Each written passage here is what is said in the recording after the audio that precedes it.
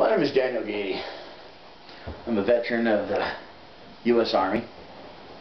However, any veterans are well honored their country. Anyone who had not served their country for whatever reason can also continue to honor their country if you love this wonderful country of the United States of America. By first remembering the Constitution. All of us who served in the military had swore to uphold and defend the Constitution against all enemies, foreign and domestic, and to obey the orders appointed above us, the officers appointed above us, and then it goes into further detail. However, first and foremost, we swear to uphold and defend the Constitution of the United States of America against all enemies, foreign and domestic. When I left the service, I never raised my hand and dropped that oath, as no other veterans did. In fact, people who were voted into office, whether it be sheriff, mayor, Congress, president, anyone has taken a very similar oath.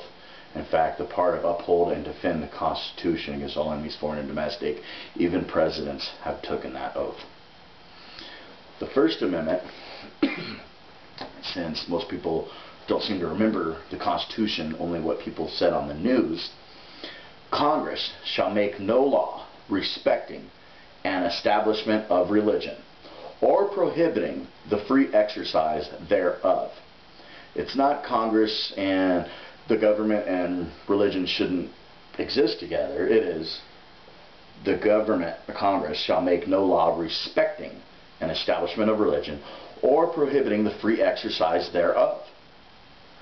So if I exercise my religion, which I happen to be a Christian, but if I exercise that religion, there should not be any law stopping me, and any government official, whether federal, state, county, or city, prohibiting that. As long as I'm not hurting anyone, like sacrificing a kid or something like that. That's pretty sick, but you know, I can understand where there would be a limit on that.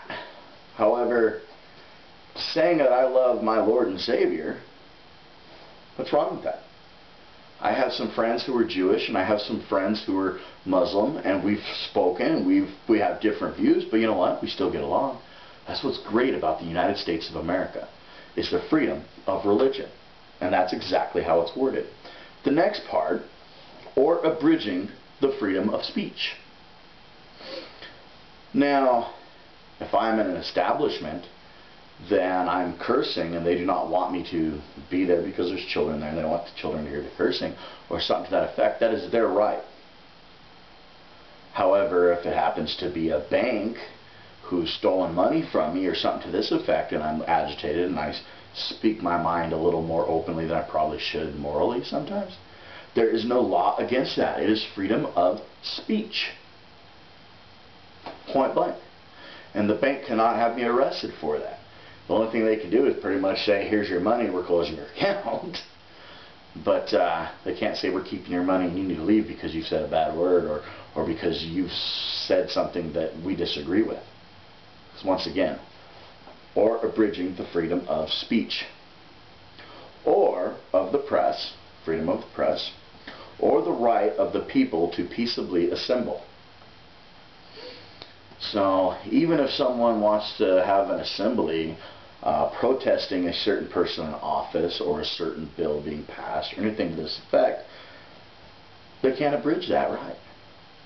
As long as it's peaceful, as long as they're not rioting. And to petition the government for the redress of grievances. So, we have the right to freedom of religion, to exercise thereof, of abridging the speech of freedom, or of the press, or of the right of the people to peacefully assemble, and to petition the government for redress of grievances. In other words, to petition the government who have taken these rights away from us.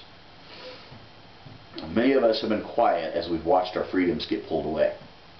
Slowly but surely, there are numerous laws that our different states or our government abridges that First Amendment. If you want to get this fixed, you need to start voting in people in office who know the Constitution and the Amendment and Bill of Rights. Because if they don't know the Bill of Rights, when they take that oath, and they have no idea what it says, what are they defending?